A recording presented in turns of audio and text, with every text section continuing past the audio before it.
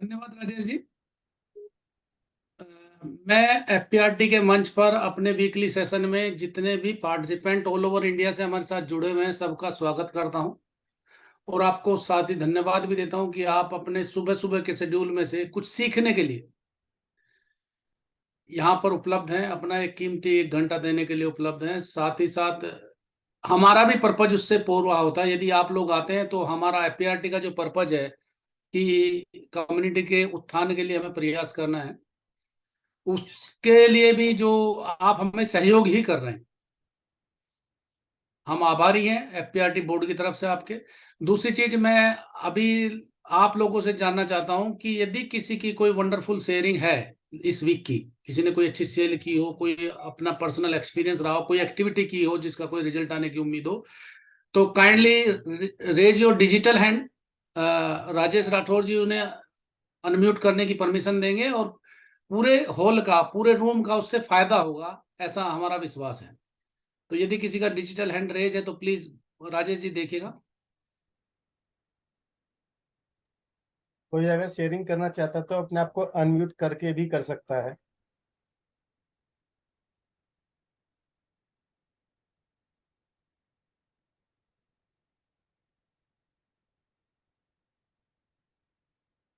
नहीं कोई उठा रहा?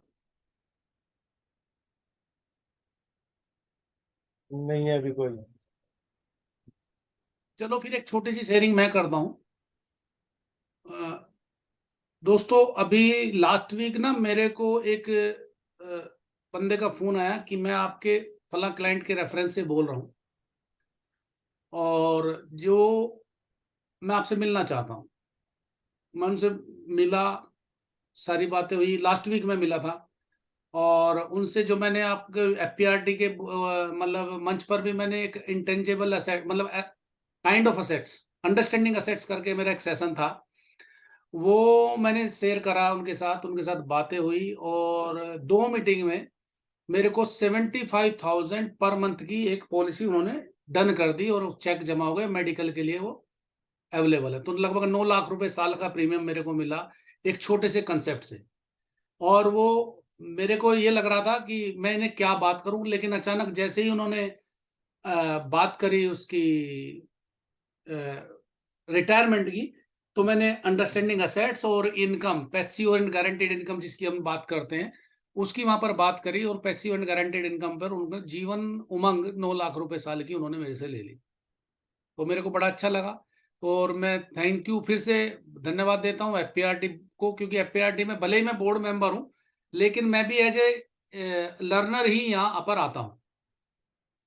ठीक है ना? तो यहाँ कुछ ना कुछ सीखते हैं हमें, यहाँ कोई भी पार्टिसिपेंट कुछ शेयर करता है तो उससे कोई ना, हर कोई कुछ ना कुछ सीखता है। तो यदि आपकी किसी और की भी कोई शेयरिंग है तो दीजिए। अदरवाइज हमारे पास ना आज अंकुर शाह सर हैं, उन बहुत अच्छा उनके पास मटेरियल है और उनको भी हमें समय देना है। तो फिर हम समय व्यस्त ना करते हुए अंकुर शाह सर से बात करेंगे और क्या कहते हैं, उनके आइडियाज सुनेंगे। सर एक क्वेश्चन था, जब ना आप जीवन उमंग में से जो 9 लाख का प्रीमियम तो क्या गया एसबी जो इसका है वो टैक्स फ्री होगा या टैक्सेबल रहेगा सर? सर देखिए, इस पर अभी क्लियर कुछ नहीं है और बेहतर होगा क्वेश्चन आंसर सेशन में इसका जो जवाब अंकुर शाह सर से ले लेना आप 9 बजे के आसपास, वो ज्यादा बढ़िया जवाब दे पाएंगे। ठीक है ना सर? ये क्वेश्चन नोट कर लेना, आपको बाद में इसका जवाब दे ही जी देंगे। जी यू जी। Are better person to answer this question. ठीक है। ठीक है सर। अभी आप ये बताइए, किसी और का कोई क्वेश्चन है क्या, तो क्या कोई शेयरिंग है? देखना राजेश जी। अभी शेयरिंग कोई नहीं है। तो फिर हम शुरू करते हैं।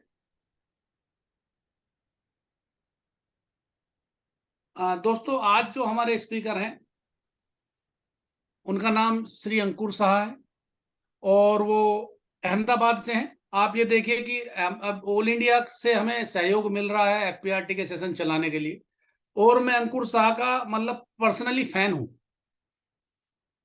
वो सर बहुत ही ज्यादा हेल्पफुल हैं।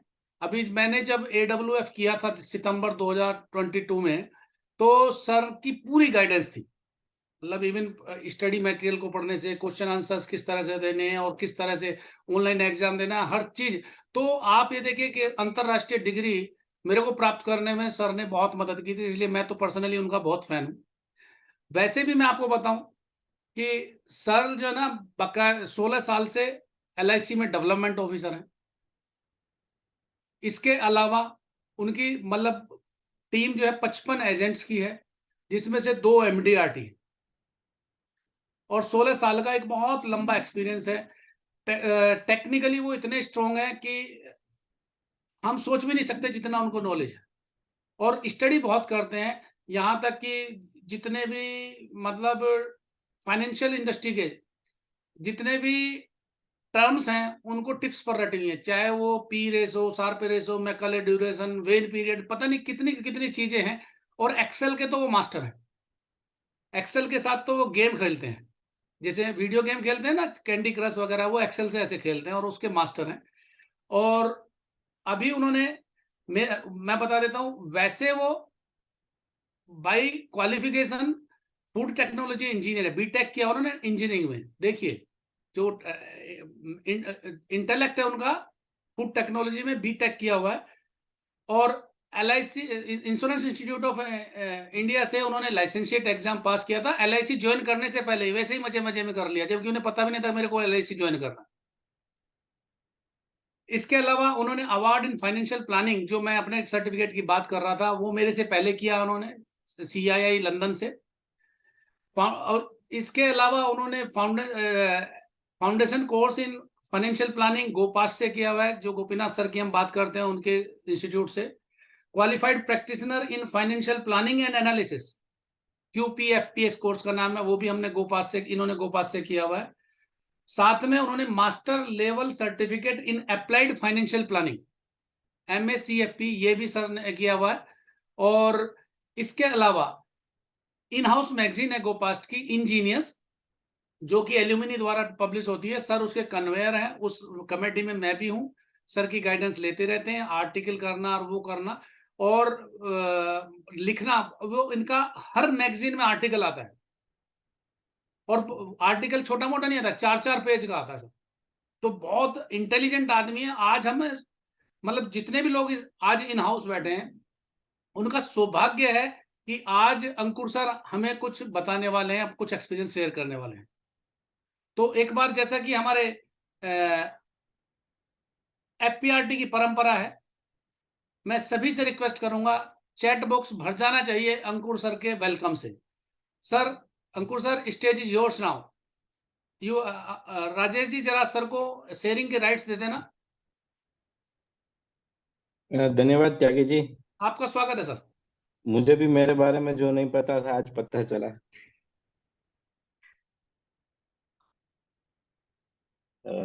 मैं स्क्रीन शेयर करता हूँ।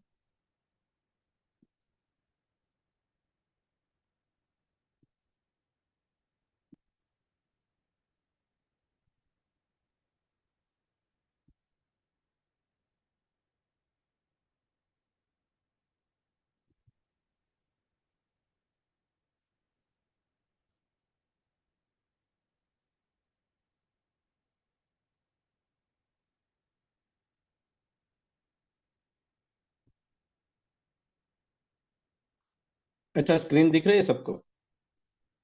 हाँ जी, दिख रही है जी। दिख रही है, दिख रही है। जी, सेशन स्टार्ट करने से पहले मैं मेरे सर गोपीनाथ सर का आभार व्यक्त करूंगा। आज मैं जो भी आपको सिखाने जा रहा हूँ, वो सारी चीज एक एक वर्ड मैंने गोपीनाथ सर से ही सीखा है, और मैं उनको बहुत ही आदर करता हूँ। तो हम आज का सेशन स्टार्ट करते हैं। Retirement science. रिटायरमेंट साइंस में जाने से पहले हम एक चीज देखते हैं कि हमारी लाइफ जो है वो कैसे अलग अलग स्टेजेस से गुजरती है। जैसे कि जो फर्स्ट स्टेज है वो 5 साल से लेकर 25 साल की एज का है। उसको हम करते हैं एक्वायरिंग अर्निंग पावर। मतलब हम स्किल्स डेवलप करते हैं या एजुकेशन डेवलप करते हैं। कोई MBBS बनता है, कोई चार्टर्ड अकाउंटेंट बनता है, कोई क्रिकेटर बनता है। तो फर्स्ट स्टेज अर्निंग ये एक्वायरिंग अर्निंग पावर है, 5 से लेकर 25 साल तक। उसके बाद नेक्स्ट स्टेज आता है 25 से 60। आपने जो अर्निंग पावर एक्वायर किया था बाय वे ऑफ एजुकेशन या फिर स्किल्स, जैसे कोई क्रिकेटर है, कोई सिंगर बनता है, कोई चार्टर्ड अकाउंटेंट बनता है, वो अर्निंग पावर को वो यूटिलाइज करते हैं पूरी लाइफ में उसको इनकम जनरेट करने के लिए अंटिल रिटायरमेंट। ये एग्री करते हैं सब लोग? जो भी अर्निंग पावर हमने 25 साल की एज तक एक्वायर किया था उसको यूज करके we will be generating income up to 60 years, और वही इनकम से थोड़ा सेविंग करके हम एसेट क्रिएट करेंगे। ये जो ट्राइंगल है दैट इज एसेट। जैसे जैसे हमारी इनकम बढ़ती है, सेविंग बढ़ती है, हमारी एसेट बढ़ती जा रही है, और यहाँ तक हम एसेट जनरेट करते हैं। इसको हम अक्यूमुलेशन फेज भी बोल सकते हैं। उसके बाद नेक्स्ट स्टेज कम्स रिटायरमेंट का, पोस्ट 60 to 90 जो है, वहां हम क्या करेंगे, हमने जो एसेट, ये ब्लू वाली जो एसेट जनरेट की थी, ये एसेट, उसी एसेट से हम अपना घर चलाने के लिए वर्किंग कैपिटल चाहिए, एवरी मंथ हमें इनकम चाहिए। अभी तक क्या हो रहा था, एवरी ईयर हम इनकम जनरेट कर रहे थे और उससे एसेट आ रही थी, ये एसेट ग्रो कर रही थी। अभी हमारी इनकम स्टॉप हो गई, और इनकम स्टॉप हो गई तो क्या करना पड़ेगा, हमारी जो एसेट है उसी से हमें इनकम जनरेट करनी पड़ेगी, और वो भी बाय वे ऑफ इन्फ्लेशन, हर साल इंक्रीजिंग इनकम, ताकि हमारी कॉस्ट सेम रहेगी। तो ये जो रिटायरमेंट वाला फेज है उसमें ये करना है हमें कि इनकम जनरेट करना है। अभी दूसरा चीज देखते हैं। जनरली आप कोई भी रिटायर आदमी का फोटो देखोगे तो ऐसा रहेगा कि एक चेयर पे आराम से बैठे हुए, बट क्या रिटायर लोगों को यही चीज चाहिए क्या? नहीं, जो रिटायर लोग हैं उनको ऐसा चाहिए।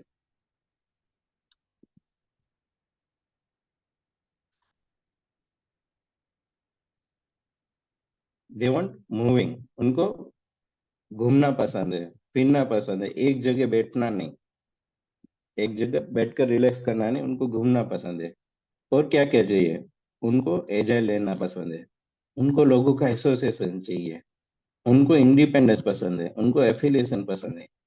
ये चारों की चारों चीज तभी मिल सकती है जब उनके पास रिटायरमेंट के बाद एडिक्वेट मनी है और रेगुलर इनकम है। दी ओनली सोर्स कि ये चारों चीज उनको मिल पाए रिटायरमेंट में, डेट इज एडिक्वेट मनी। अगर एडिक्वेट मनी और एडिक्वेट इनकम नहीं है तो ये चारों चीज उनको नहीं मिल पाएगी। सो बेसिक चीज आज हम जो डिस्कस करेंगे वो रहेगा इनकम। रिटायरमेंट में इनकम क्यों जरूरी है, कौन कौन से प्रकार की इनकम है, और वो हम कैसे जनरेट कर सकते हैं। अभी इनकम के बारे में देखते हैं।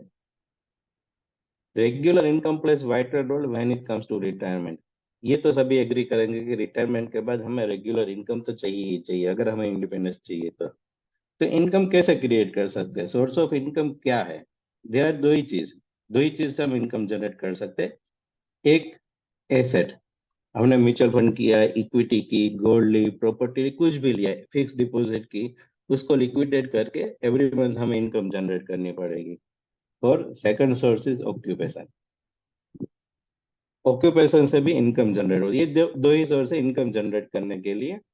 अभी हम डिस्कस करेंगे फर्स्ट सोर्स, ऑक्यूपेशन। ऑक्यूपेशन की इनकम जनरेट जो करनी है आदमी को, उसके लिए तीन चीज लगती है, बॉडी, माइंड एंड टाइम।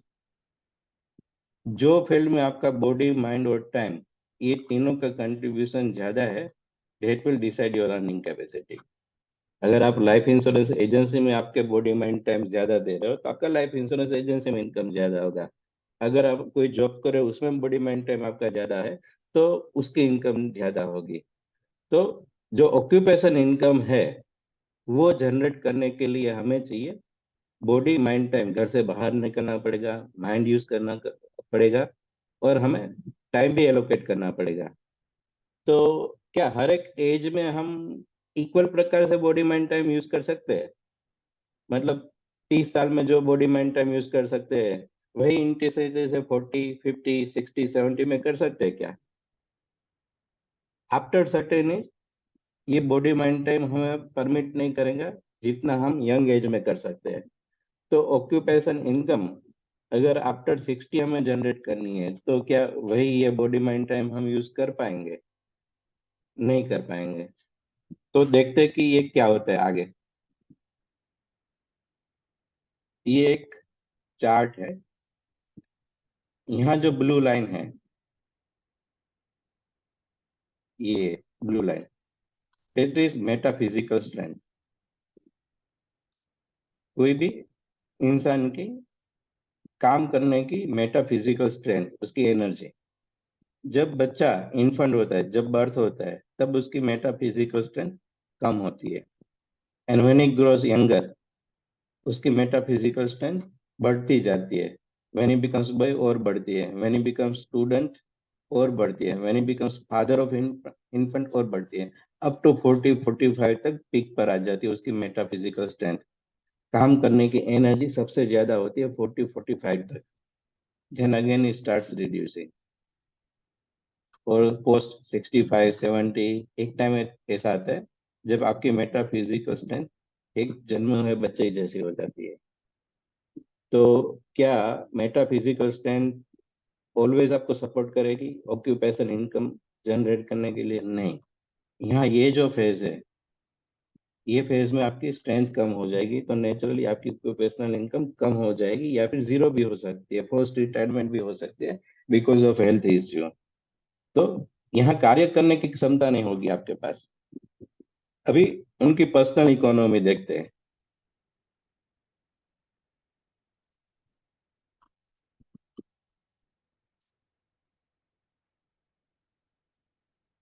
ये जो ग्रीन लाइन है, ये पर्सनल इकोनॉमी है। ये अगर जीरो से नीचे है तो नेगेटिव है, जीरो से ऊपर है ग्रीन लाइन तो मतलब पॉजिटिव इकोनॉमी। वो फैमिली में कुछ कंट्रीब्यूट कर रहा है आदमी। अगर ये जीरो की, ये रेड लाइन से नीचे है, मतलब उस पे खर्चा हो रहा है, कोई उसको पैसा दे रहा है। ये ग्रीन लाइन उसकी पर्सनल इकोनॉमी। जैसे कि आप देख रहे हो, जब बच्चा बर्थ होता है तो उस पर खर्चा होता है, उसकी इकोनॉमी नेगेटिव होती है। इनफैक्ट बिफोर बर्थ, बर्थ से पहले ही उस पे खर्चा स्टार्ट हो जाता है। बर्थ से पहले ही उसकी इकोनॉमी माइनस होती है। उसके बाद उसका हम स्कूल में एडमिशन करते हैं तो और माइनस होती है। फिर कॉलेज में उसका एडमिशन होता है, उसकी इकोनॉमी और माइनस होती है। वंस ही फिनिशेस कॉलेज, वो खुद अपनी जॉब स्टार्ट करता है, खुद अपनी फैमिली स्टार्ट करता है, देन उसकी इकोनॉमी स्टार्ट्स पॉजिटिव। उसको खर्चा नहीं करना पड़ता है, बल्कि वो किसी और पे खर्चा करता है। तो ये जो फेज है अनटिल रिटायरमेंट, उसकी इकोनॉमी पॉजिटिव रहती है। यहाँ हम उसको बोलेंगे कि वो गिविंग मोड में है, पैसा किसी को दे रहा है, ले नहीं रहा है। यहाँ हम बोलेंगे कि ये टेकिंग मोड में है, और इसको हम बोलेंगे phase 1 of taking mode. Then again post retirement, जब मेटाफिजिकल स्ट्रेंथ भी नहीं है, ऑक्यूपेशन इनकम नहीं है, अगेन उस पे किसी को खर्चा करना पड़ेगा, अगेन वो टेकिंग मोड में आ जाएगा। इसको वी विल टेल कि ये फेज 2 ऑफ टेकिंग मोड है। अभी आप सब इमेजिन कीजिए, फेज 1 में एक गिवर है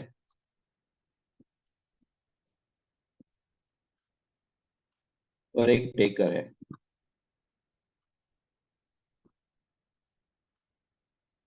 तो एक गिवर एक टेकर है। आप फीलिंग इमेजिन कीजिए कि फेज 1 ऑफ टेकिंग मोड जो है, उसमें गिवर की फीलिंग पैसा देते वक्त क्या रहेगी, और टेकर की फीलिंग पैसा लेते वक्त क्या रहेगी। फेज 1 में जो गिवर है that is parents, either father mother और बोथ। और जो टेकर है डेट इज चाइल्ड। तो चाइल्ड तो खुद अपना हक समझेगा कि ये तो मुझे चाहिए, ये मेरा ही पैसा है। और जो गिवर है वो भी खुशी खुशी से पैसा देगा ना। अभी फेज 2 ऑफ जो टेकिंग मोड है, यहाँ पर गिवर कौन रहेगा? Either it could be son, it could be daughter, और इट कुड बी सोसाइटी। हमें पता नहीं कि गिवर कौन रहेगा। टेकर पता है, जो एल्डर है वो टेकर है। तो क्या फेज 1 और फेज 2 दोनों में गिवर की फीलिंग सेम रहेगी पैसा देने वक्त? इसका जवाब आपको ढूंढना है कि क्या डिफरेंस है। फेज 1 ऑफ टेकिंग मोड जो है और फेज 2 ऑफ टेकिंग मोड है, उन दोनों में जो गिवर है उसकी फीलिंग में क्या डिफरेंस है पैसा देते वक्त? अगर है तो क्या है, वो इमेजिन करना है आपको। आपको जवाब मिल जाएगा कि किसी को फेज 2 में रिटायर नहीं होना चाहिए। फेज 2 में अगर रिटायर होता है तो उसको हम गिविंग मोड में रिटायर करें, ना कि टेकिंग मोड में। दूसरा, जो टेकर है, फेज 1 में जो टेकर है उसकी फीलिंग क्या रहेगी, और फेज 2 में टेकर है उसकी फीलिंग क्या रहेगी। इवन इफ बच्चे है, उसका बेटा अच्छा है, ही वांट्स कि मेरे फादर ने मेरा टेक केयर किया, मुझे भी मेरे फादर, बट वो हार्डली उसके खुद की फैमिली में बहुत ही स्ट्रगल कर रहा है फाइनेंशियली। उसका मतलब फीलिंग्स अच्छा है कि मुझे मेरे फादर को करना है और उनको कुछ बताना है, बट वो खुद स्ट्रेस में, फाइनेंशियल स्ट्रेस में, अपने बच्चों की स्कूल फीस के लिए कहीं से लोन ले रहा है। तो क्या फादर को वो टेकिंग मोड में अच्छा लगेगा? बीमार पड़ेंगे तो क्या लगेगा? सो फेज 2 जब आ रहा है तब हमें गिविंग मोड में रिटायर होना चाहिए, नहीं कि टेकिंग मोड में। इसके लिए जो गिवर है उसकी फीलिंग्स का डिफरेंस आप सोच सकते हैं, और जो टेकर है, ये फिगर किसी समझ में, इसमें कहीं क्वेश्चन है किसी को तो एक बार रिपीट कर सकते हैं। मेरी रिक्वेस्ट है सभी पार्टिसिपेंट से, सर कहना भूल गए हैं, आपको यदि कोई चीज सर पूछते हैं, जैसे कि फीलिंग्स का आपने क्वेश्चन पूछा तो कैसा लगेगा, तो आप चैट बॉक्स में लिखते रहिए, सर का भी थोड़ा मोटिवेशन बनेगा। और यहाँ यदि कोई क्वेश्चन है तो आप चैट बॉक्स में लिख लीजिए या हैंड रेज कीजिए, हम कर देंगे, या बाद में हम क्वेश्चन आंसर ले सकते हैं सर। जी, बाद में भी ले सकते हैं। हाँ, तो तो आप जरा चैट बॉक्स में पार्टिसिपेट करते रहिए, मेरी रिक्वेस्ट है सभी से। ठीक है, ठीक है। मैं आगे बढ़ता हूँ। ठीक है सर। अभी हमने देखा था कि income, occupational income, income generate करने की दो तरीके होते हैं।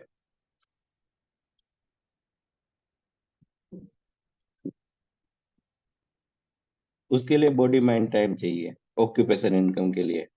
लेकिन जब आप रिटायर होते तब आपकी एनर्जी भी नहीं होती है, तो आप ऑक्यूपेशन इनकम जनरेट नहीं कर सकते। तो अभी हम देखेंगे टाइप्स ऑफ इनकम। इनकम के क्या क्या प्रकार है। जो इनकम है वो 4 प्रकार की है। First one is active income. हम जो बॉडी माइंड टाइम दे रहे हैं और जो इनकम जनरेट कर रहे हैं, जो हमारी ऑक्यूपेशनल इनकम है, सैलरी या कंसल्टेंट फीस, या फिर हम जो प्रोफेशन या बिजनेस कर रहे हैं, वो हमारी एक्टिव इनकम है।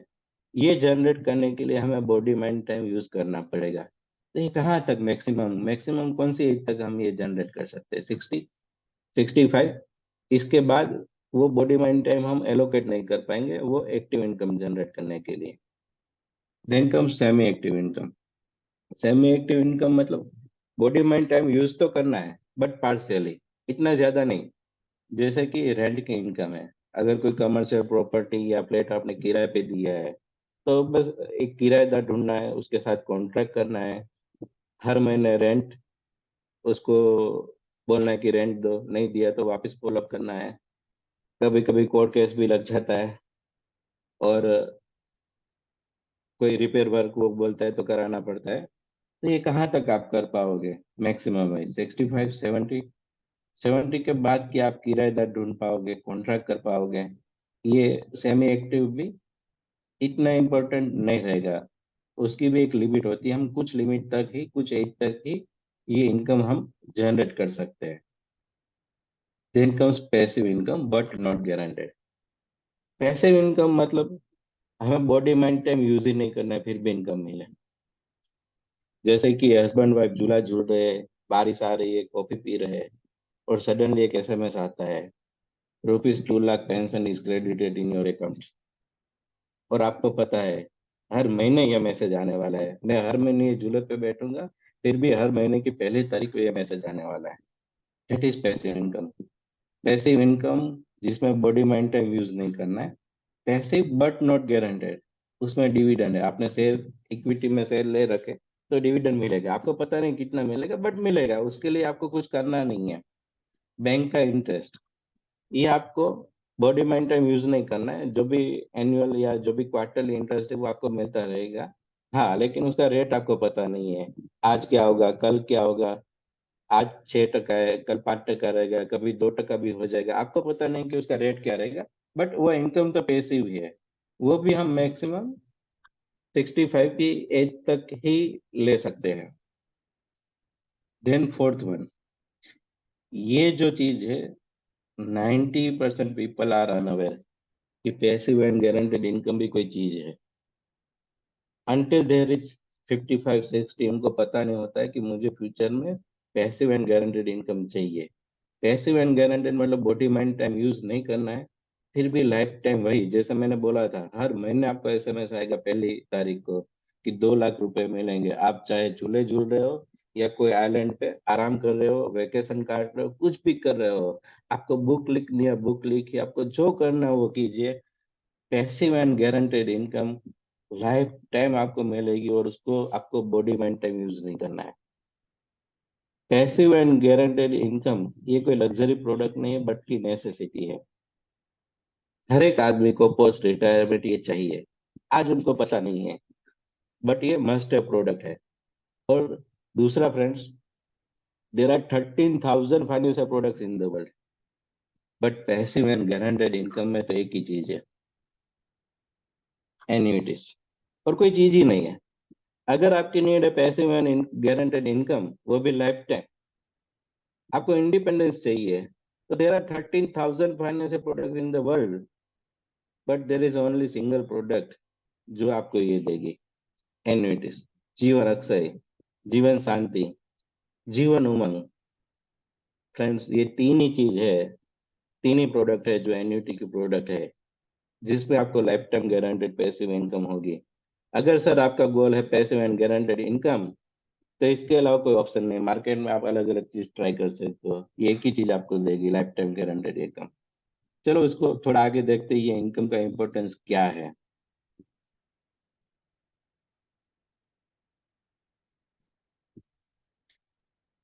आप यहाँ एक चार्ट देख रहे हो जिसमें 4 क्वाड्रेंट है। ये जो एक्सिस है वो फिजिकल एसेट, पोस्ट रिटायरमेंट। आपके पास फिजिकल एसेट या तो ह्यूज रहेगी या फिर जीरो रहेगी। कोई भी आदमी रिटायर होता है तो उसके बाद जो भी उसने एसेट इक्वायर की है, या तो वो जीरो रहेगी या बहुत ही ज्यादा रहेगी, ये दोनों के बीच में कहीं रहेगी। वैसे ही रिटायरमेंट के बाद उसकी गारंटेड मंथली इनकम इधर एडुकेट होगी या जीरो होगी। So post retirement with respect to physical asset and guaranteed monthly income, ये 4 ही पॉसिबिलिटी, ये 4 में से कोई एक पॉसिबिलिटी में आदमी रिटायर होगा, इसके अलावा कोई फिफ्थ पॉसिबिलिटी नहीं है। ये 4 ही पॉसिबल सिनारियो जिसमें से कोई भी एक सिनारियो में कोई आदमी रिटायर होगा, इसके अलावा कोई 5वां सिनारियो नहीं है। जैसे कि कोई क्वाड्रेंट 1 में रिटायर हो रहा है, क्वाड्रेंट 1, तो उसके पास एसेट ह्यूज है बट इनकम जीरो है। अगर कोई क्वाड्रेंट 2 में रिटायर हो रहा है, एसेट भी जीरो है, इनकम भी जीरो है, इनकम भी जीरो है, एसेट भी जीरो है। अभी उसकी एज 60 हो गई। जैसे कि कोई प्राइवेट कंपनी में जॉब कर रहा था कोई आदमी, उसके पास 40-50 हजार की सैलरी थी, पूरी लाइफ घर का खर्चा निकालने में चली गई। जब जब बड़ा खर्चा, जैसे कि घर लिया, मकान लिया, बाइक ली, बच्चों की शादी की, उसने लोन ली, रिटायर हुआ, तो जो भी रिटायरमेंट का कॉर्पस आया 60-70 लाख, उसमें 5 लाख छोड़ के सारा उसको तो लोन, जो भी डेप्ट उसने क्रिएट किया, रेज किया था, वो पे करने में चली गई। अभी उसके पास है 2-5 लाख रुपए और पेंशन भी नहीं है। तो वो आदमी की लाइफ क्या होगी? ना एसेट है ना इनकम है, उसकी लाइफ रहेगी ट्रबल्ड। और फ्रेंड्स, पोस्ट एम्प्लॉयमेंट, आपकी मेटाफिजिकल स्ट्रेंथ परमिट करे या ना करे, आप जब तक जिंदा हो तब तक आपको एम्प्लॉयमेंट ही करनी पड़ेगी। आप चाहे बीमार हो, आप चाहे वर्क नहीं कर सकते, कुछ भी हो, जब तक जिंदा हो तब तक एम्प्लॉयमेंट ही करनी पड़ेगी। तो हमें ध्यान रखना है, हमारा जो भी क्लाइंट है वो एक क्वाड्रेंट 2 में तो रिटायर ना ही हो, क्वाड्रेंट 2 में किसी को रिटायर नहीं होना चाहिए। Then comes quadrant 3। क्वाड्रेंट 3 में एसेट तो जीरो है पर इनकम इज एडिक्वेट, जितना चाहिए हर महीने उतना इनकम है। जैसे कि हम सिमिलर स्टोरी लेते हैं कि यही जो प्राइवेट कंपनी का एम्प्लॉय था उसकी जगह गवर्नमेंट एम्प्लॉय था।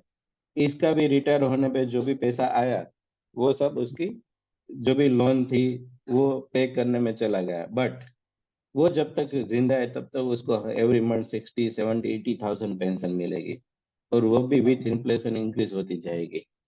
तो अब क्या एसेट नहीं है बट हर महीने इनकम है। बिकॉज ऑफ इनकम वो ऑटोनोमस रहेगा, इंडिपेंडेंट रहेगा, किसी के पास पैसा मांगने की जरूरत नहीं, उसको जो करना है वो कर सकता है। वो खुद आदमी कॉन्फिडेंट फील करेगा, अपनी पैशन परस्यू कर पाएगा। 60 तक तो हम चलो काम करते हैं, हमारा कोई शौक था पेंटिंग बनाना, गाना गाना, ट्रैवलिंग, जो भी हमारी पैशन थी वो बिकॉज ऑफ हम कंपल्सन्स, जो भी हमारे कंपल्सन्स थे उसकी वजह से, जिम्मेदारी थी, हम नहीं कर पा रहे थे। बट नाउ सिंस आप रिटायर हो, आपके पास टाइम है, और वो टाइम के लिए एडिक्वेट मनी भी है। एवरी मंथ इनकम आपको guaranteed, passive and guaranteed income every month मिलने वाली है, लाइफ टाइम। आप अपनी जो भी पैशन थी, हॉबीज थी, वो परस्यू कर सकते हो, और वो आदमी जॉयफुल रहेगा, हैप्पी रहेगा। अभी देखते हैं क्वाड्रेंट 4। क्वाड्रेंट 1 में तो बहुत ही अच्छा है, इनकम भी एडिक्वेट है, एसेट भी यूज है, दोनों चीज बढ़िया है। एसेट भी यूज है, इनकम भी एडिक्वेट है। Now because of adequate income, ये जो चार चीज थी, ऑटोनोमस, कॉन्फिडेंट, पैशन परस्यू करेगा, जॉयफुल, ये तो इसमें भी मिलेगी, ये चार चीज। इसके अलावा ये आदमी अपनी फैमिली को एक ग्रेट लेगेसी देके जाएगा, बहुत बड़ी वेल्थ देके जाएगा। और जो देखने वाले लोग हैं वो उसको बोलेंगे ये he is the blessed people, भगवान की दया है उस पे। बहुत ही कम, दुनिया में बहुत ही rare people, there are very rare people, only 2%, 5% people quadrant 4 में रिटायर होते हैं, जिनके पास एसेट भी यूज है और इनकम भी एडिक्वेट है। यहाँ बहुत कम, दिस इज द आइडियल, लेकिन यहाँ बहुत कम लोग रिटायर होते हैं। अभी देखते हैं क्वाड्रेंट 1। एसेट यूज है बट इनकम जीरो है, गारंटेड मंथली इनकम है ही नहीं। रिटायर हो गए, आप काम नहीं कर सकते, बहुत सारी वेल्थ एक्वायर की आपने पूरी लाइफ में, बट कोई इनकम का सोर्स नहीं है और ना ही कोई इनकम है। एक एग्जांपल लेते हैं, जैसे किसी का बहुत ही अच्छे एरिया में 20 करोड़ का बंगलो है, बाहर एक दो लग्जरियस कार पड़ी है, 30-40 लाख की फिक्स डिपॉजिट है जिसमें मंथली 10,000 रुपीज इंटरेस्ट आ रही है, और वो पूरी लाइफ प्रॉपर्टी में, रियल एस्टेट में ही मानता था। उसने पूरी लाइफ जो भी सेविंग की, अर्निंग की, उसको इन्वेस्ट किया और प्रॉपर्टी बाई की। आज उसके पास 30 करोड़ रुपीज की लैंड है, बट उसमें से कोर्ट केस चल रहा है, उसको पता नहीं है उसको भी मिलेगा या उसके नेक्स्ट जनरेशन को भी वो मिलेगा कि नहीं मिलेगा। वेल्थ बहुत है, देखने वाले आप हम जैसे लोग तो उसको वेल्थ ही बोलेंगे। 20 करोड़ का बंगला है, 2 गाड़ियां है, 30 करोड़ की लैंड है, बट वो खुद वरीड होगा, घर चलाने को इनकम नहीं है, घर में डिस्प्यूट रहेंगे। ये आपको आइडेंटिफाई करना, क्वाड्रेंट 1। आपको जहां भी कस्टमर मिले जो क्वाड्रेंट 1 में है, उसको कैसे भी करके क्वाड्रेंट 3 या क्वाड्रेंट 4 में लाना है। ये खास ध्यान में रखना, जो क्वाड्रेंट 2 में रिटायर हुआ उसको सिर्फ आप LIC की एजेंसी सजेस्ट कर सकते हो और कुछ नहीं। LIC की एजेंसी ही सजेस्ट कर सकते हैं क्योंकि उसको एम्प्लॉयमेंट चाहिए, उसके लिए पेंशन नहीं है। क्वाड्रेंट 1 में अगर कोई रिटायर हुआ है, आप आइडेंटिफाई करते हो कि बहुत वेल्थी है बट घर चलाने को एवरी मंथ गारंटेड इनकम नहीं है, तो उसको आप क्वाड्रेंट 3 या 4 में ले जा सकते हो। फॉर एग्जाम्पल, हम इसी एग्जाम्पल को देखते हैं। 20 करोड़ का मकान था, उसको हम बोलते हैं भाई आप ये बेच दो, उसकी जगह मकान कर दो 5 करोड़ का, 5 करोड़, 10 करोड़ फिक्स डिपॉजिट में कर दो, इमरजेंसी फंड या मतलब जो भी है लिक्विडिटी के लिए। लग्जरियस 4 BHK फ्लैट ले लो, 5,000 स्क्वायर फीट, सेंट्रलाइज एसी, बहुत ही अच्छा मिल जाएगा, सेफ्टी सिक्योरिटी भी, आप आपकी एज हो गई है। 5 करोड़ का फ्लैट ले लिया, 15 करोड़ है हमारे पास, उसमें से 10 करोड़ हमने उसको FD में डाल दिए, 5 करोड़ रुपए आपने जीवन शांति में डाल दिया। आपने ये सेमिनार अटेंड किया था, आपको पता था कि जीवन शांति एक ही चीज ऐसी है जो life time guaranteed passive income देगी और इसके पास नहीं है। This will give him per month 2.80 lakh. अगर 1 साल का डेफरमेंट पीरियड लिया है, जब तक जिंदा है तब तक 5 करोड़ के सामने हर महीने 2,80,000 की इनकम मिलेगी। अभी आप देखो उसकी सिचुएशन, बैंक में 10 करोड़ की फिक्स डिपॉजिट है, जब चाहे तब उसमें से पैसा निकाल सकता है। एनुअल 60 लाख इंटरेस्ट आता है, उसको भी यूज करता है। उसके अलावा हर महीने जब तक जिंदा है 2,80,000 की इनकम मिलेगी। एक फुल टाइम ड्राइवर रख सकता है, एक फुल टाइम कुक रख सकता है, एक फुल टाइम मेड रख सकता है। और हर महीने, एक महीना स्विट्जरलैंड रहे, एक महीना न्यूजीलैंड रहे, जहाँ रहना है रहे, जब तक जिंदा है उसको 2,80,000 इनकम मिलेगी। चाहे वर्ल्ड वॉर आ जाए, चाहे कोविड आ जाए, कोई कमर्शियल प्रॉपर्टी रेंट से चली गई, कुछ भी हो जाए, उसको हर महीने 2,80,000 की इनकम मिलेगी। आपने सिर्फ उसकी एसेट कम कर दी। एसेट कम कर दी मतलब वो नीचे आ गया, बट इनकम बढ़ा दी। इसलिए क्वाड्रेंट 1 से आप उसको क्वाड्रेंट 3 में ले आए बाय प्रोवाइडिंग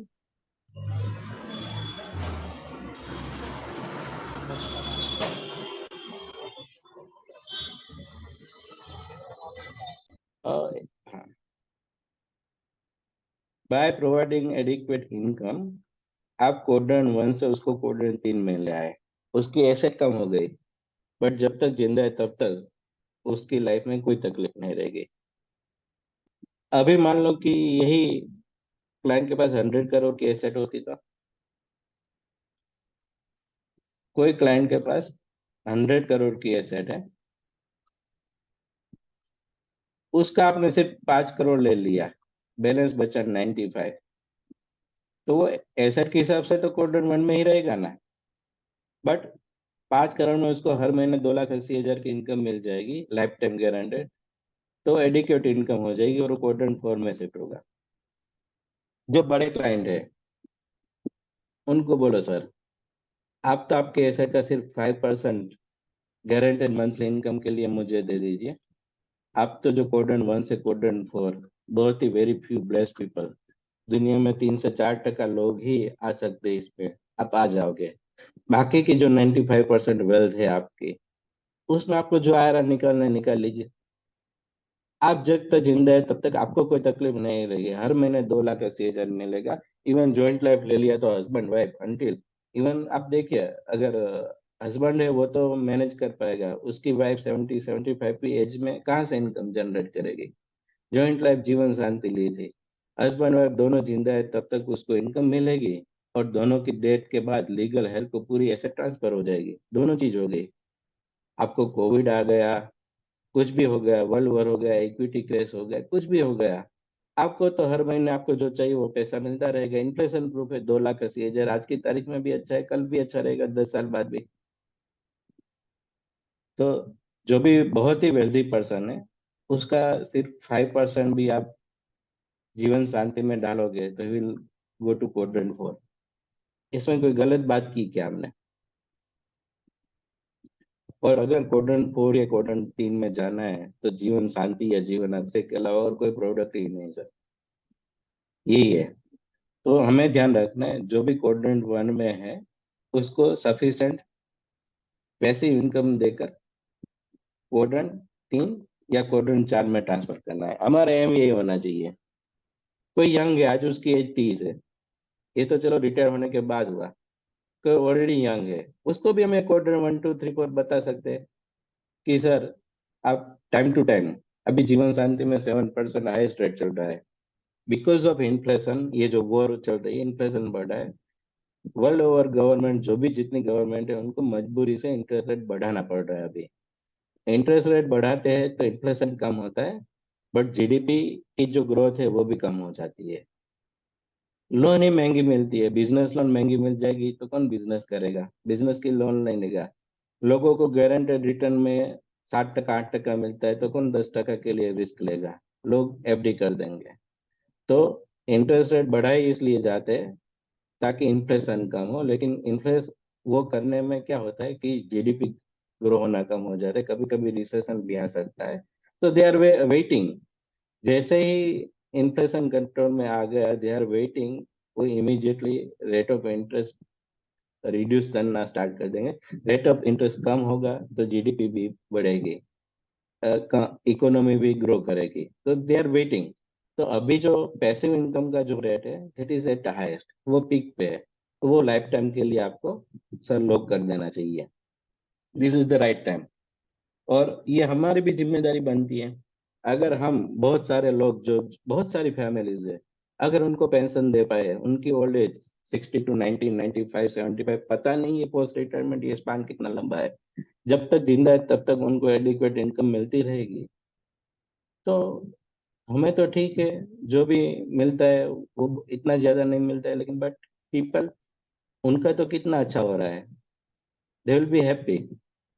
ये काम करने का मौका सिर्फ हमें मिला है, तो ये हम कर सकते हैं, ये हमारी जिम्मेदारी भी होनी चाहिए कि एज अ फाइनेंशियल एडवाइजर हम लोगों को पेंशन प्रोवाइड करें। पीपल, उनको पता नहीं कि उनको पैसे इनकम चाहिए, हम अवेयर करें। यंग पीपल है, 30 की एज है, उनको बोलो आपके पास अगर लमसम नहीं है तो मुझे रेगुलर पैसा दो, आप एसेट तो क्रिएट करो। एसेट क्रिएट करोगे तो 60 पे हम आपको कहीं से पैसिव इनकम, तब जो रेट चल रहा होगा वो रेट पे पैसिव इनकम देके या तो क्वाड्रेंट 3 या क्वाड्रेंट 4 में ले जाएंगे। बट आप सेविंग तो कीजिए, स्टार्ट सेविंग पेंशन के लिए। डेली आप सैलरी का 5% सेव कीजिए सिर्फ पेंशन के लिए एवरी मंथ। क्या हम नहीं कह सकते यंग एज को?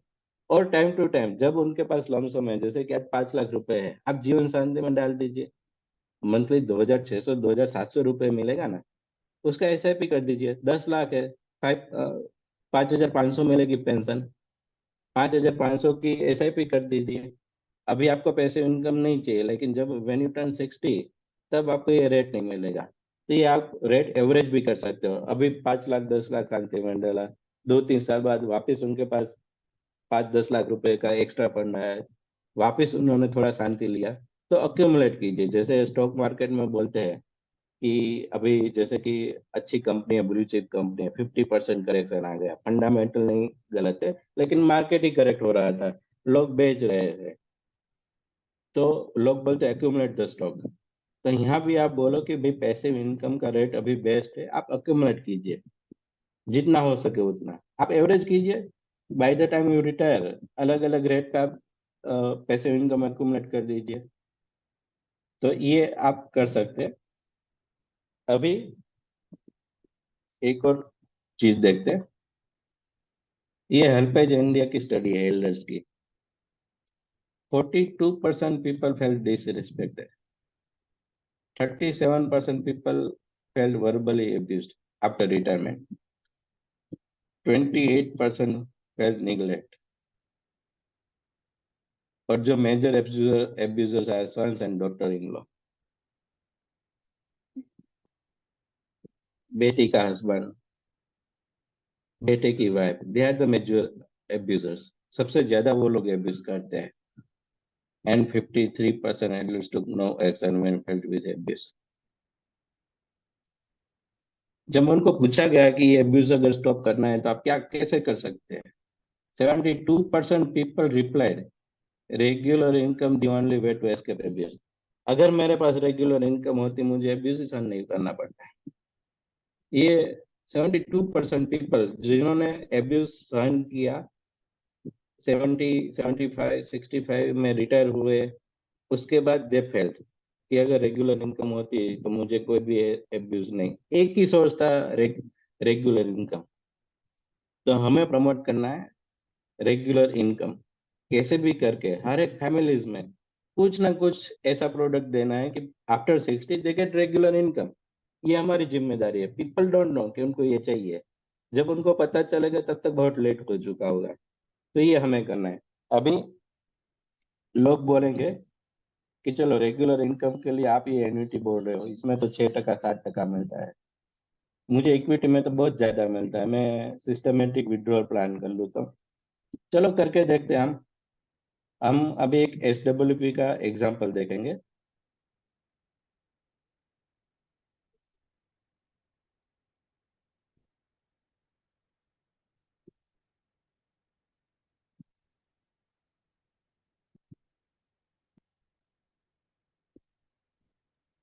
सर बहुत शानदार सेशन जा रहा है, थैंक यू वेरी मच। जी, धन्यवाद।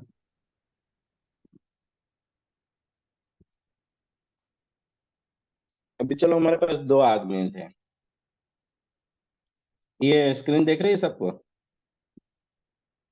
एक बंदा ए था जो दिख रही है, 2007 में, दिख रही है। जी जी, 2 बंदे रिटायर हुए 2007 में, एक ए और मिस्टर बी। मिस्टर ए ने ले लिया हमारा जीवन अक्षय, इमीडिएट एन्युटी, और मिस्टर बी ने कर दिया एसडब्ल्यूपी। ठीक है, मान लो कि 2007 में किसी ने 1 करोड़ रुपए जीवन अक्षय में डाला होता, तो मैं भी एवरी मंथ 50,000 पेंशन मिलता, 6 लाख रुपए, 6% इंटरेस्ट। तब तो इंटरेस्ट अब से ज्यादा थे, मैं भी ज्यादा भी मिलता, 6 लाख मिलता उनको। तो ए ने क्या किया, 1 करोड़ रुपए जीवन अक्षय में डाल दिया। उसकी एज 60 थी। वो जब तक जिंदा रहेगा तब तक हर एवरी मंथ, जैसे ही डाला नेक्स्ट मंथ से स्टार्ट हो गया 50,000, जब तक जिंदा है तब तक 50,000 मिलता ही रहेगा, ना कम ना ज्यादा। और जब डेथ होगी तो वो 1 करोड़ कॉर्पस उसके नॉमिनी को मिल जाएगा। पर्सन बी थोड़ा स्मार्ट था, मतलब उसने एजुकेशन लिया था अपने फ्रेंड से या टीवी से कि नहीं एसडब्ल्यूपी करो, उसमें ज्यादा रिटर्न मिलता है। 1 करोड़ में आपको तो इवन 8-9 लाख रुपए भी विड्रॉ करोगे 8-9%, उसके बाद भी आप अपनी फैमिली को 1 करोड़ की जगह 2 करोड़ 5 करोड़ दे के जाओगे। तो चलो चेक करते हैं, अगर 1 करोड़ रुपए किसी ने सेंसेक्स में इन्वेस्ट किया। अच्छा, ये मैंने बीएससी की वेबसाइट से सेंसेक्स का डेटा लिया, डेटा इज वेरी ऑथेंटिकेट। कोई गूगल में टाइप करके देख सकता है 31 दिसंबर 2022 को सेंसेक्स की वैल्यू क्या थी, 60,841 होगी। आप देख सकते हो, वेरीफाई कर सकते हो पूरा डेटा जो भी लिखा है मैंने। दिसंबर 21 में 58,000 था, दिसंबर 20 में 47,000 था, दिसंबर 7 एवरी ईयर, दिसंबर 7 31 दिसंबर 7 का सेंसेक्स का क्लोजिंग वैल्यू हमने लिया है। 31 दिसंबर 2007 को सेंसेक्स था 20,286 रुपए। ये आप डेटा वेरीफाई कर सकते हो। अभी देखते हैं। अच्छा, 90% म्यूचुअल फंड स्कीम वो बेंचमार्क को बीट नहीं कर पा रही, जो सेंसेक्स या निफ्टी है। इवन एक फंड मैनेजर को हम 2% ये फंड मैनेजमेंट चार्ज दे रहे हैं, हमारा रिटर्न तो 2% कम हो रहा है बिकॉज हम उसको 2% चार्ज दे रहे हैं, फिर भी वो निफ्टी और सेंसेक्स को नहीं बीट कर पा रहा है, तो फिर पैसा दे के क्या फायदा। तो चलो हम देखते हैं कि अगर सेंसेक्स में एसडब्ल्यूपी की होती तो क्या होता। किसी ने दिसंबर 2007 को 1 करोड़ रुपए इन्वेस्ट किए सेंसेक्स में। सेंसेक्स जो है उसको हम एनएवी मान लेते हैं, उस दिन की एनएवी थी वो फंड की 20,000 रुपए। तो उसको यूनिट क्या मिलेंगे, जो भी यूनिट मिलेंगे वो 1 करोड़ डिवाइडेड बाई सेंसेक्स की वैल्यू। कोई कैलकुलेट कर सकता है, 1 करोड़ डिवाइड बाई 20,287, 492.92 यूनिट मिले उसको। लमसम उसने इन्वेस्ट किया सेंसेक्स में 1 करोड़ रुपए से, उसको यूनिट मिले 492। अच्छा, अभी इसको मिल रहा है 6%, तो इसने तो रिस्क लिया तो इसको एटलीस्ट 8% तो मिलना चाहिए। अदरवाइज रिस्क लेने का फायदा क्या है, अगर 2% भी ज्यादा ना मिले तो चलो हम 8 लाख रुपए विड्रॉ करते हैं, एवरी ईयर 8 लाख रुपए विड्रॉ करते हैं। इमीडिएट एन्युटी थी तो उसी दिन से 8 लाख विड्रॉ भी करते हैं। तो यहाँ कितने यूनिट डेबिट होंगे 8 लाख के लिए, इक्वल टू ये 8 लाख डिवाइडेड बाई सेंसेक्स की वैल्यू। ठीक है, 39.43 यूनिट विड्रॉ की और 8 लाख रुपए इनकैश किए। नेक्स्ट ईयर कितने विड्रॉ होंगे, 82। सेंसेक्स 9,000 था, 8 लाख डिवाइड बाई 9,600 करो, 82 विड्रॉ हो गए यूनिट। वैसे हर साल हम इसको यूनिट विड्रॉ करेंगे, जो भी सेंसेक्स की वैल्यू उसके हिसाब से 8 लाख रुपए के। ठीक है, ये एवरी ईयर हम यूनिट विड्रॉ करेंगे। यहाँ 82, यहाँ 45, यहाँ 39, यहाँ 51, ये यूनिट हमने विड्रॉ किया 8 लाख रुपए के एवरी ईयर, जो सेंसेक्स की वैल्यू थी उसके हिसाब से। अभी यहाँ बैलेंस यूनिट क्या रहेगा, पहले ईयर यहाँ 492 था, उसमें से 39 यूनिट डिडक्ट हुए, तो यहाँ बैलेंस कितना रहेगा, दिस माइनस दिस। ये उसके बैलेंस यूनिट हो गए। 492 में से 39 डिडक्ट करेंगे तो 453 यूनिट रहेंगे। अगले साल वापस 82 यूनिट डिडक्ट हुए तो कितने यूनिट बैलेंस रहेंगे, 370। ये हम लास्ट में एंड तक करते गए, तो यहाँ तो यूनिट माइनस हो गए, यूनिट ही नहीं बचे। 2020 तक ही 8 लाख रुपए विड्रॉ कर पाए, 2021 में तो यूनिट ही माइनस हो गया। कब चालू किया था? 2007, 2020, 13 साल में कॉर्पस जीरो हो गया। वहां उसको लाइफ टाइम 6 लाख मिल रहा था, और 60 की एज थी, अगर 90 तक अलाइव रहा तो 90 तक उसको 6 लाख ही मिलेगा, और कॉर्पस गारंटेड है, फैमिली को वापस मिलेगा पूरा 1 करोड़ रुपए, ना 1 रुपए कम ना 1 रुपए ज्यादा। यहाँ सिर्फ 2% रिटर्न ज्यादा कमाने के लिए हम चले गए 60, मतलब 73 पे तो 1 करोड़ रुपए ही खत्म हो गया, इनकम भी बंद और कॉर्पस भी खत्म। तो ये तो क्या फायदा हुआ? एस के नायक सर ने हैंड रेज किया, वो बता सकते हैं, कुछ बोल सकते हैं, आप अनम्यूट कर सकते हो सर। हेलो सर, नमस्कार हाँ sir, thank you so much sir, बहुत अच्छा सेशन चल रहा है। मेरी जी एक जी बात है कि धन्यवाद। सर कुछ म्यूचुअल फंड इंडस्ट्री में काम करने वाले लोग हैं ना, वो जैसे हाँ एमएलएम में होता है ना, कुर्सी में बिठा के एकदम एरोप्लेन में बिठा देते हैं आधे घंटे के बाद। हाँ एमएलएम की ट्रेनिंग में होता है ना सर, आधे घंटे बाद आप कुर्सी में हाँ बैठे होंगे, आधे घंटे बाद एरोप्लेन में हाँ बैठे होंगे। हाँ। सेम ऐसे मैं तो, ग्राफ दिखाते हैं। अच्छा, ये हम ऐसा नहीं कह रहे कि ये हर बार ऐसा ही होगा। ये क्या है, सेंसेक्स जनरली अगर 10-12% रिटर्न दिया, जी तो सर। भी फिर भी आपका गोल अचीव नहीं हो रहा है, क्योंकि सेंसेक्स में एक चीज है, स्टैंडर्ड डेविएशन। स्टैंडर्ड डेविएशन, उसने फ्लैट 10% रिटर्न नहीं दिया, फ्लैट 12% रिटर्न नहीं दिया, कभी अप कभी माइनस, मतलब कम ज्यादा होकर वो रेट वहां पहुंचा है। एंड रिजल्ट शायद 10-12% हो सकता है। एवरी ईयर अगर वो 10-12% रिटर्न देता, तो वो आप लाइफ टाइम आपका फंड चलता है, SWP करते। बट बिकॉज वो एवरी ईयर फ्लैट रिटर्न नहीं है, स्टैंडर्ड डिवीजन है, बिकॉज ऑफ दैट क्या होगा कि कभी आपके यूनिट ज्यादा रिडीम हो गए, कभी कम हो गए, देर इज अ पॉसिबिलिटी। ये तो हमने 2007, मैंने जानबूझ के 2007 का एग्जांपल लिया। आप अलग भी ले लो, कस्टमर को बोलो मैं सेंसेस का पूरा डेटा देता हूँ 30 साल का, आप कोई भी साल में इन्वेस्ट कर दो। अब देखो, देर इज चांस कि SW पे डिपेंड रहे, आप जिंदा रहोगे, यूनिट कम हो जाएंगे, क्या करेंगे? आप जिंदा रह गए और यूनिट जीरो हो गए, तो बिल्कुल सर, बिल्कुल पॉसिबिलिटी तो करेक्ट है। बोले। जी और सर। ये किसी के साथ तो हुआ, 2007 में 2 आदमी थे, एक ने SWP की, एक ने जीवन अक्षय लिया। तो एटलीस्ट आपकी लाइफ का जो नॉन नेगोशिएबल है, अगर मिनिमम लेवल का जो गोल है, उसके लिए तो आप गारंटेड कर दो। बाकी मान लो कि आपको महीने का 1 लाख रुपए पेंशन चाहिए, तो उसमें से मान लो कि 50,000 इज 50,000 इज नॉन नेगोशिएबल, और दूसरा बैलेंस 50,000 है, वो आपके लिए रीजनेबल एस्पिरेशनल है, सर रीजनेबल ये है। क्या था सर, तो एक्चुअली इसमें होता है क्या, जो ट्रेनिंग। हेलो। हाँ। जी सर, मैं कह रहा था कि जो ट्रेनिंग मेरा होता है ना, वो क्या करते हैं, हम्म 100 बच्चे अगर स्कूल में है, जो बता हम्म आईआईटी कंप्लीट कर लिया ना, उसको लाके दिखा देते हैं कि ये फंड हम्म। देखिए इतना राइज किया।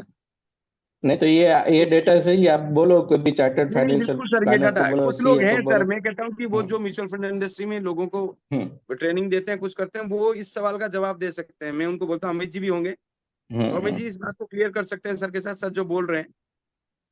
अगर अमित जी हैं तो बात करिए सर से अच्छा, कि आप अपनी बात को रख सकते हैं। ये हम क्वेश्चन आंसर सेशन में रखते हैं। ठीक है सर, ठीक है, थैंक यू सर। ऊपर से यहाँ ठीक कोई डिबेट नहीं हो रही है, आपके क्वेश्चन का आंसर दे दिया है सर ने, ठीक है। ठीक है ना। अभी चलिए सर, जब भी आप बताइएगा सर, क्योंकि हाँ हमें एक्सटेंड करना पड़ेगा, यदि आपके पास मटेरियल है तो फिर मैं राजेश जी से हाँ, रिक्वेस्ट। एक और 5 मिनट का मटेरियल है। हाँ ठीक है, तो हम इसे 10 मिनट एक्सटेंड कर लेंगे सर। ठीक है। लोगों को अपने जो गोल है वो 3 प्रकार के होते हैं। मिनिमम लेवल, अगर मान लो कि आप 2 टाइम की रोटी चाहिए, 2 टाइम सिंपल खाना चाहिए, उसके लिए 40-50 हजार रुपए चाहिए, तो उसका जो फंडिंग है ना, वो आप भाग्य पे मत छोड़िए।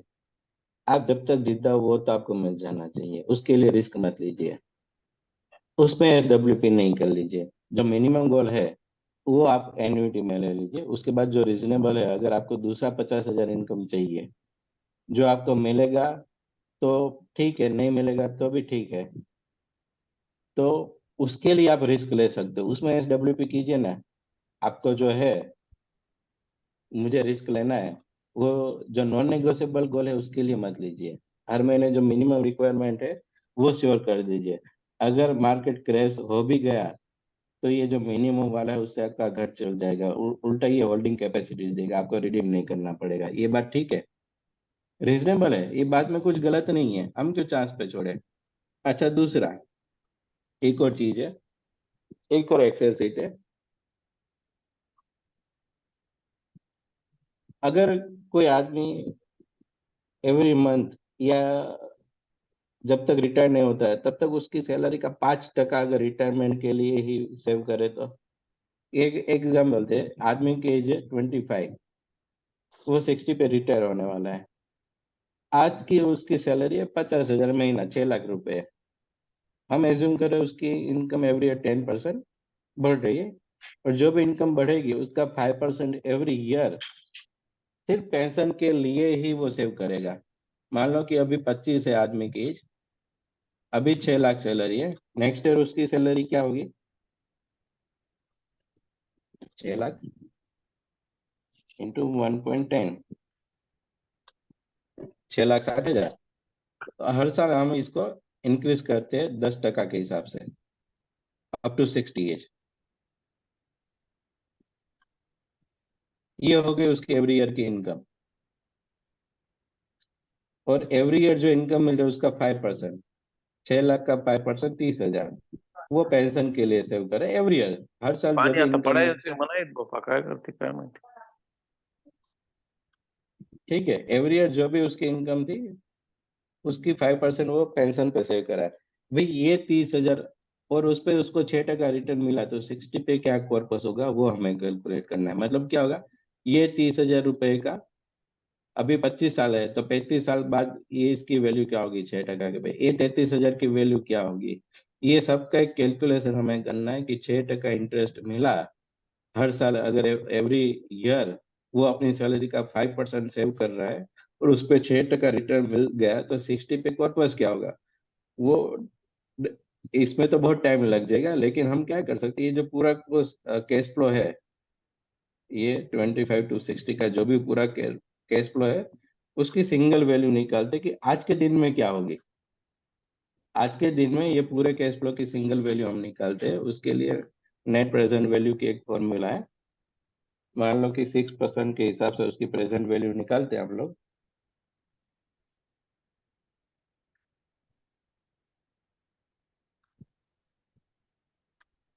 आज के दिन में ये वैल्यू है उसकी, और अगर उसको 6% मिला तो क्या रिटर्न मिलेगा।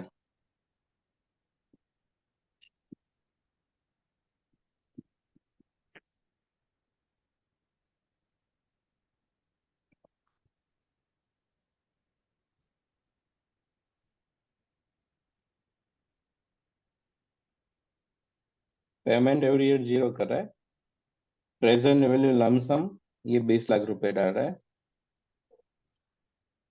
एंड में क्या होगा कॉर्पस 1,80,00,000 रुपए। हमें दिखा सकते क्या क्लाइंट को, सर इवन 6% पे भी आपने सेव कर दिया 5% रुपए, 9%, 10%, 12% तो ठीक है, इवन 6% पे भी अगर सैलरी का 5% भी एवरी ईयर डेडिकेट करते हो, by the time you retire आपके पास 1,80,00,000 का फंड होगा। क्योंकि हम 5 सैलरी का 5% भी पेंशन के लिए डेडिकेट नहीं कर सकते क्या? कर सकते हैं ना, क्वाड्रेंट 2 में तो नहीं रिटायर होना है। दूसरा भी है रिवर्स मॉर्गेज, वो अभी टाइम नहीं, वो नहीं समझेंगे। अगर रिवर्स मॉर्गेज करना पड़ा तो क्या होता है, उसका भी कैलकुलेशन है हमें, कितने परसेंटेज लोग रिवर्स मॉर्गेज, आज भी इंडिया में हो रहा है रिवर्स मॉर्गेज। और रिवर्स मॉर्गेज बहुत लूटते हैं ये लोग। जैसे कि आपने 1 करोड़ का रिवर्स मॉर्गेज किया तो आपको हर महीने मिलेगा 9,806 रुपए, 20 साल तक। आपने 1 करोड़ रुपए उसको दिए, उसने आपको टोटल दिए 23 लाख रुपए। अगर 1 करोड़ का लोन लिया आपने तो आपको 90,000 का EMI आएगा 20 साल के लिए, 9% के हिसाब से। आप उसको 2,15,00,000 दे रहे हैं। अगर आपने 1 करोड़ का होम लोन लिया तो आप बैंक को 2,15,00,000 दे रहे हो, और आपने 1 करोड़ का रिवर्स मॉर्गेज लिया तो 20 साल में आपको तो 23 लाख ही वापिस मिल रहा है। मजबूरी होती है फिर भी लोग ये करते हैं, करना नहीं चाहते। पर रिवर्स मॉर्गेज का उसका भी कैलकुलेशन है, अभी डिटेल में मैं बता नहीं रहा हूँ। दूसरा भी हमारे पास एक कैलकुलेशन और भी है कि एग्जैक्ट कितना होना चाहिए रिटायरमेंट फंड, उसको बोलते हैं एक्सपेंस प्रोविजन मेथड। हमारा एक मैगजीन चल रहा है इंजीनियर्स, उसमें मैं ये रिटायरमेंट के लिए आर्टिकल लिख रहा हूँ, पार्ट 1 और पार्ट 2 में। पार्ट 1 में थियरी है और पार्ट 2 में एग्जैक्ट साइंटिफिक कैलकुलेशन हम दिखाएंगे कि अगर आप आपकी एज ये है, आप ये एज में रिटायर होना चाहो, यहाँ से यहाँ तक इतना पैसा आपको चाहिए, इन्फ्लेशन इतना है, तो आपको 60 पे कितना कॉर्पस चाहिए, तो आप जब तक जिंदा हो तब तक वो कॉर्पस चले। एग्जैक्ट साइंटिफिक कैलकुलेशन करेंगे, ना 1 रुपया कम ना 1 रुपया ज्यादा, एग्जैक्ट जितना अमाउंट चाहिए वही आ जाएगा। और वो अमाउंट चाहिए तो उसके लिए फंडिंग कैसे करेंगे, कितना पर मंथ सेव करना पड़ेगा, वो पूरा कैलकुलेशन है, वो पूरा साइंटिफिक है। वो आप मैगजीन पढ़ते रहिए, उसमें आ जाएगा। ठीक है, तो अभी आज का सेशन हम यहीं खत्म करते हैं और क्वेश्चन आंसर सेशन के लिए ओपन करते हैं। ठीक है sir, thank you very much. किसी भी साथी का कोई क्वेश्चन है तो अपना डिजिटल हैंड रेज करेंगे। और अभी हम 5-7 मिनट 8 मिनट हमारे पास अच्छा, है। एक जीवन उमंग का जो क्वेश्चन था उसका आंसर दे देता हूँ। जैसे कि त्यागी जी ने 9 लाख रुपए प्रीमियम किया है, तो आपको क्या करना चाहिए, पहले 5 लाख रुपए है, पॉलिसी स्प्लिट कर देनी चाहिए, एक 5 लाख रुपए प्रीमियम की, एक 4 लाख रुपए की। तो पहला जो 5 लाख रुपए वो तो लाइफ टाइम टैक्स फ्री है। करंट फाइनेंशियल ईयर में उसने जो भी प्रोडक्ट लिए LIC या अलग प्राइवेट इंश्योरेंस कंपनी से जो भी लिए, वो सबका मिलकर 5 लाख जब तक नहीं होता है तब तक टैक्स फ्री है। द मोमेंट वो 5 लाख की लिमिट ब्रीच होगी, उसके बाद अगर पूरी 9 लाख की दी तो 100% टैक्सेबल है। 5 लाख की एक दे दी वो तो टैक्स फ्री हो गई, दूसरी रही 4 लाख की। उसमें क्या होगा, 15 साल आपने 4 लाख रुपए प्रीमियम दिया, 15 साल बाद 4 लाख की इनकम मिलेगी आपको लाइफ टाइम। तो जब तक आपने जो पैसा दिया उससे ज्यादा आपको इनकम नहीं होती तब तक तो प्रॉफिट ही नहीं हुआ। जीवन उमंग है, जैसे कि कोई एग्जांपल है, 10 लाख रुपए कोई प्रीमियम भर रहा है 15 साल तक, उसको बाद में 15 साल बाद लाइफ टाइम 10 लाख इनकम मिलेगी, यही होता है ना। यस तो सर। अगर 10 लाख की इनकम, 10 लाख प्रीमियम 15 साल पे किया, तो 15 से बाद अगर मान लो कि 50 साल का आदमी था, 50 से 65 तक तो उसने 15 लाख पे किया, अभी 65 से लाइफ टाइम इनकम मिलेगी। तो अगले 15 साल तक तो 15 लाख जब तक मिलेगा तब तक तो उसने प्रॉफिट ही नहीं किया, प्रॉफिट नहीं किया तो कैसे टैक्स लगेगा। तो जीवन उमंग में 30 साल की टर्म तक तो कोई टैक्स ही नहीं लगेगा, क्योंकि profit is not making profit. 30 साल बाद अभी 50 का आदमी था, 80 तक तो उसको टैक्स फ्री मिल गई इनकम। 81 की एज से जब तक जिंदा है तब तक जो भी मिलेगा, इन्फ्लेशन के हिसाब से इनकम टैक्स का स्लैब भी चेंज हो जाएगा, उसकी भी अगर इनकम कम हो जाएगी तो टैक्सेबल इनकम इतना मायने नहीं रखेगी। और दूसरा, जीवन उमंग में जो भी डेथ के मिलेगा वो तो 100% टैक्स फ्री ही मिलेगा। अभी भी पोस्ट ये जो नया आया है उसके बाद भी अपना जीवन उमंग बहुत ही फायदेमंद है, क्योंकि 30 साल की टर्म तक तो उसको टैक्स लगना ही नहीं, चाहे 1 करोड़ प्रीमियम भरे या 2 करोड़ भरे। Thank you sir. और उसके नवीन बाद जो जैन जी, डेथ क्लेम है वो भी टैक्स फ्री है। नवीन जैन जी का कोई क्वेश्चन है जरा। सर नमस्कार सर, बहुत अच्छा सेशन रहा सर। जो सबसे लास्ट वाला पॉइंट था आपका प्रॉपर्टी मॉर्गेज वाला, वो थोड़ा सा हम्म। क्लैरिफिकेशन कर देंगे। उसमें क्या प्रॉपर्टी अगेंस्ट लोन कैसे नहीं, उसमें 9% क्या है, कैसे? करंट अभी जो प्रॉपर्टी मॉर्गेज है उसमें रेट ऑफ इंटरेस्ट कुछ 12% के हिसाब से होता है। तो वो सिंपल कैलकुलेशन एक्सेल में मैंने किया था, अगर 20 साल के लिए 1 करोड़ का प्रॉपर्टी मॉर्गेज करोगे तो 12% के हिसाब से आपको हर महीने बैंक कितना रुपए देगी, तो वो 20 साल तक 9,800 रुपये आता है। हर महीने 9,800 देगी। उसके बाद आप जिंदा हो तो आपकी प्रॉपर्टी आपसे नहीं लेंगे, लेकिन इनकम बंद हो जाएगी। आपकी डेथ के बाद ही वो आपकी प्रॉपर्टी ले सकते, तब तक नहीं लेंगे, लेकिन इनकम स्टॉप हो जाएगी 20 साल बाद। और 1 करोड़ के सामने आपको वो लोग सिर्फ 23 लाख रुपए ही दे रहे हैं, अगर मॉर्गेज करना पड़ा तो, मतलब बहुत ही कम पैसा दे रहे हैं। तो ये जी चीज में हम क्या, दूसरा लोगों को सेंटिमेंटल मजबूरी में होकर ये लोग करते हैं, सर, लेकिन इसमें ऐसा भी ध्यान कर सकता दीजिए। है बंदा, जैसे उसने प्रॉपर्टी ली है लोन अगेंस्ट, और हम्म, वो प्रॉपर्टी मॉर्गेज करा सकता है, जैसे उसी को ही। ये प्रॉपर्टी को ही रिवर्स मॉर्गेज किया, प्रॉपर्टी बैंक को दे दी, उसने बेच दी। बैंक उसको लमसम पैसा नहीं दे रहे, वो जब तक मतलब 20 साल तक उसको फिक्स इनकम देगी। 20 साल के बाद वो जिंदा है तो भी वो प्रॉपर्टी में रह सकता है, बैंक निकाल नहीं सकती उसको। और मेरे 10 हिसाब साल से इनका जिएगा। क्वेश्चन ये है सर कि ऑलरेडी प्रॉपर्टी पे लोन है, हाँ, उससे थोड़ी yes, मॉर्गेज कर yes. सकते। नहीं वो नहीं कर सकते, फ्री प्रॉपर्टी होनी चाहिए ना, आपकी फ्री ओनरशिप। प्रॉपर्टी पे। ठीक है sir, thank you sir, thank you very much, thank you very much. वो तो मजबूरी है, लोगों को मजबूरी में करना पड़ता है, और मजबूरी में कर रहे हैं मतलब ये लोग हो रहे हैं। उनको आप जैसे अच्छे लोग नहीं मिले जो स्टार्टिंग में ही बता दिया कि सर आप क्वाड्रेंट 1 या क्वाड्रेंट 3 या 4 में रिटायर हो, क्वाड्रेंट 2 में मत। ये सब क्वाड्रेंट 2 में रिटायर हो गए गलती से। उनको कोई मिला नहीं था हमारे जैसा कि पहले से गाइड करे कि क्वाड्रेंट 1 या 3 या 4 में रिटायर हो। हम तपस नायक जी का क्वेश्चन लेंगे शॉर्ट में। एक मिनट भाई, अंकुर शाह जी नमस्कार, सुरेश अरोड़ा नमस्कार बोल रहा हूँ। अरोड़ा जी। हाँ, नमस्कार बहुत सुंदर सेशन रहा, really thankful from the bottom of the heart. जी, धन्यवाद। ये सब चीज मैंने गोपीनाथ सर से ही तो सीखी है। नायक साहब आपका क्वेश्चन। हेलो सर, आपने जो 30 इयर्स का बताया ना, थोड़ा उसका बता दीजिए। जो जीवन उमंग का आपने बोला 1 करोड़ तक भरेगा तो टैक्स नहीं लगेगा, वो नहीं समझ पाया हम। टैक्स क्या है? जब प्रॉफिट होता है तो आपको टैक्स भरना है। आपने मान लो कि 10 लाख रुपए, जैसे कि बैंक में एफडी की 10 साल जी सर। की, 10 लाख जी सर। रुपए की। अभी एक आप म्यूचुअल फंड ले लो या इक्विटी ले लो, 10 लाख का इक्विटी बाय किया, जब रिडीम किया तब आपको 12 लाख वैल्यू थी, तो टैक्सेबल अमाउंट तो 2 लाख ही होगी ना, 12 जी लाख सर। थोड़ी होगी। जी सर। और उसकी वैल्यू 10 लाख ही थी तो टैक्स भरना पड़ेगा। 10 लाख का शेयर आज लिया, 5 साल बाद भी 10 लाख में बेचा तो टैक्स भरना पड़ेगा क्या?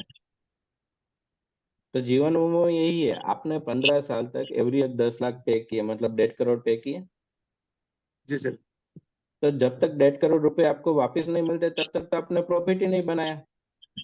आपको तो 15 साल बाद 10 बिल्कुल लाख ही सर, मिलेगा। बहुत तो जबरदस्त। अगले 15 साल तक तो 10 लाख ही मिलेगा।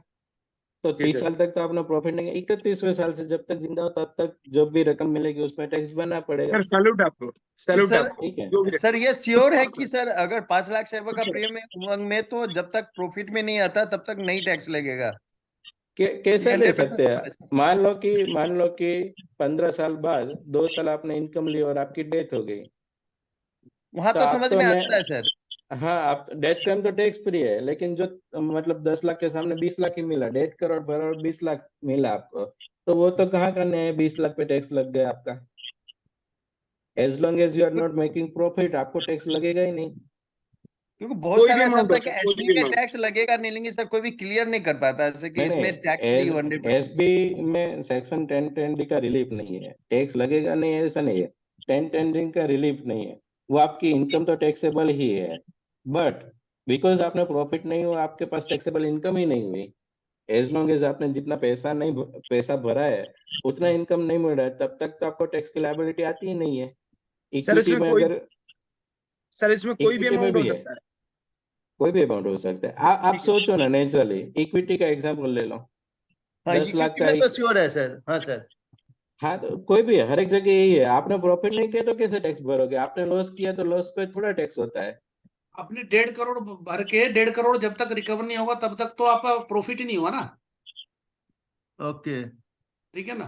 थैंक यू ये सो मच। ठीक है sir, thank you very much. मैं अब एक मिनट त्यागी जी, मैं अरोड़ा इसके जी बारे आप। में कहना चाहता हूँ कि जो अच्छा, सर्कुलर आया गवर्नमेंट ये ऑफ ये इंडिया ये का। ये हमारी जो नेक्स्ट इशू है इंजीनियर्स की, उसमें ये पूरा जो नया इनकम टैक्स का रूल आया है उसका पूरा एक आर्टिकल आने वाला है, तो आप जरूर पढ़ना। ये मैगजीन आप जरूर हाँ, पढ़ना, नवंबर में आएगी। आई थिंक 17 या 18 नवंबर को ये लॉन्च होगी नेक्स्ट इश्यू। उसमें ये जो टैक्स का जो सर्कुलर आया है वो विद एग्जांपल ये मैगजीन में आपको मिल जाएगा। थैंक यू सर वेरी वही मच सर। अरोड़ा जी मैं 1 मिनट आपको इनवाइट करता हूँ सर के वोट ऑफ थैंक्स के लिए। आप प्लीज अपनी बात भी कहिए और सर को थैंक्स भी बोलिए। बाकी हाँ, आपका stage. Thank you Tyagi ji. मैं ये बात कहना चाहता हूँ, जो सर्कुलर में क्लियर है कि जो 1010D का रिलीफ जो मिलना है नहीं मिलेगा, वो इनकम पे नहीं मिलेगा। जब इनकम ही नहीं हो रही है हमारी, तो हमारे को टैक्सेशन तब तक, जब इनकम होगी तभी आपको हमको टैक्स देना है।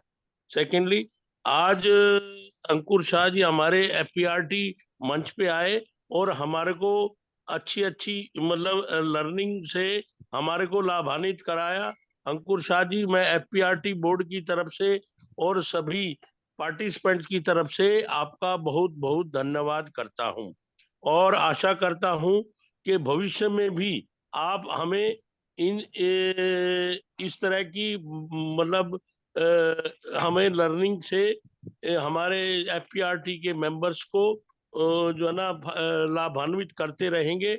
आपका बहुत बहुत धन्यवाद। जी धन्यवाद। राजेश राठौर जी, जरा शांति पाठ चला दीजिए, हम ऑलरेडी टाइम